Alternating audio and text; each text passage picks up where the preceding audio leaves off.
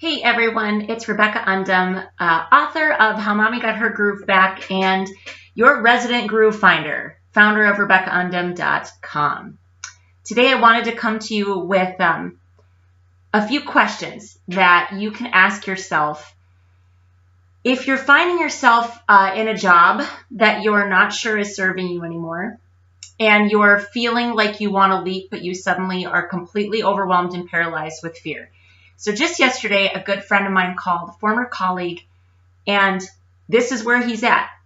And, I love it. We had a great conversation, and, afterwards he thanked me, and I said to him, I would tell anybody in the same position the same thing I told you. He in particular is very uniquely qualified and positioned, and he's got this specific zone of genius that I think the world needs, that kind of a thing. But as I was talking to him, I was thinking about the fact that these three questions are the three questions I would literally recommend anybody ask themselves if they feel like there's something that they want to chase or pursue. And along with it it's that fear of leaving the security of something comfortable. Okay, so previously I had done a post about quitting your job and just saying that sometimes it's necessary and sometimes you just have to jump.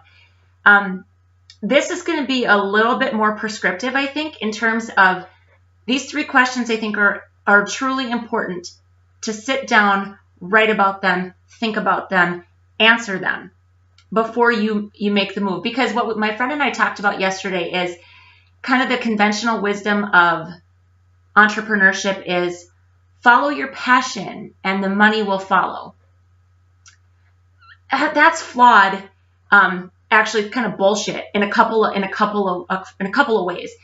First of all, there has to be a viability to your idea. Like there just legitimately has to be a way that you can make money. It can't just be your passion. If it's a passion, do it as a hobby. Don't necessarily abandon your entire career to pursue this thing. Now, if you want to be poor and be passionate, no judgment, man, do that. But we're talking about this whole follow your passion as just the sole advice an entrepreneur needs. It's not valid. The second reason it's not valid is that once you have people to support. So this friend of mine is a dad. Him and his wife have 2 children. They've got another on the way. I have 3 children.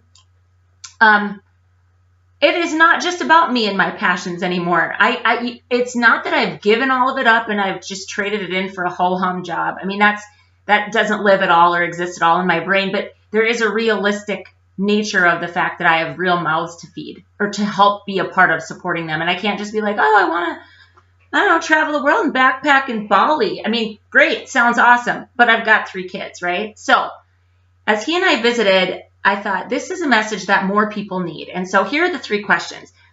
The first question to ask yourself is, what is the worst that can happen? So let's play this out. So you decide to quit your job and you give up benefits, let's say. And it's like all of those things that freak us out so much. We give up steady income and we give up benefits to pursue your thing. What if in 6 months it hasn't gotten its legs under it and you aren't making money and you aren't figuring it out? And this again is assuming that you just cut the ties, you cut the cord and go, which again, going back to that original video, sometimes it's necessary. Okay. So what if it's 6 months? What if it's a year? What if it's a certain amount of time that has passed and you haven't made it work?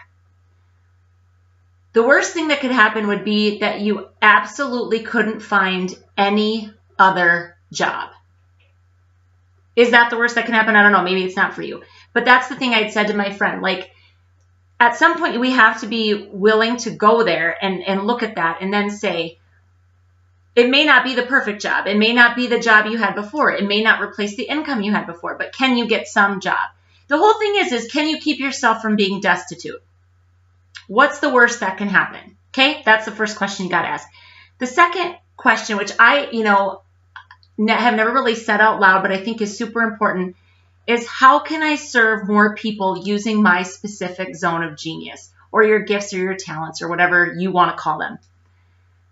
If you can serve more people with your specific gifts and skill sets currently where you're at, then that you really have to question if making that leap is the right thing to do. I swear, like 9 times out of 10, people that have this desire, and there's a reason this dream was put on your heart, friends. There's a reason that it's keeping you up at night. There's a reason that when you sit in every bullshit meeting for the job that you are starting to hate, all you do is spin ideas around about what you could be doing if you were on your own. That inclination, that desire, that dream, it isn't given to everybody. It's given to the people that are supposed to do something with it. How's that for a challenge? So how can I serve more people? Is it where I'm currently at, or is it pursuing this other thing? Because I believe success follows service. The third question is, and here this is really specific to, I would say to parents. So if you're not a parent, still know that you're a role model to somebody. The third question is, which choice will I be offering a better model for my children to follow?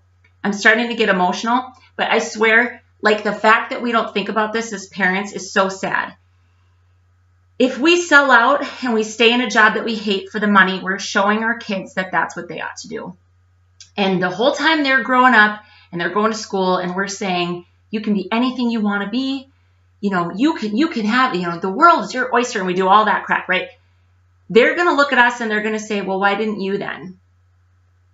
And they're going to be perfectly justified in asking that question. And so that third question of which choice is a better model, whatever choice allows you to model the importance of being fully you is the better choice.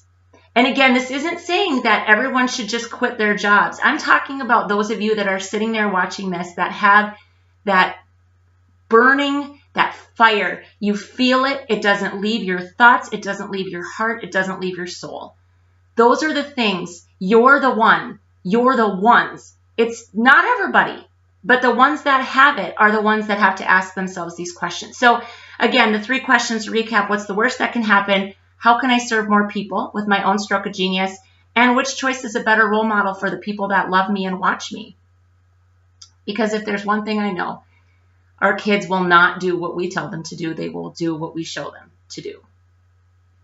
It's a big deal, friends. So those of you that are on the cusp, you're thinking about it, I want to hear from you. I want to know if these questions help you. If you want to talk it out, you pick up the phone and call, and we'll talk about it. I will tell you everything about my journey so far, what I would have done different, what I would change.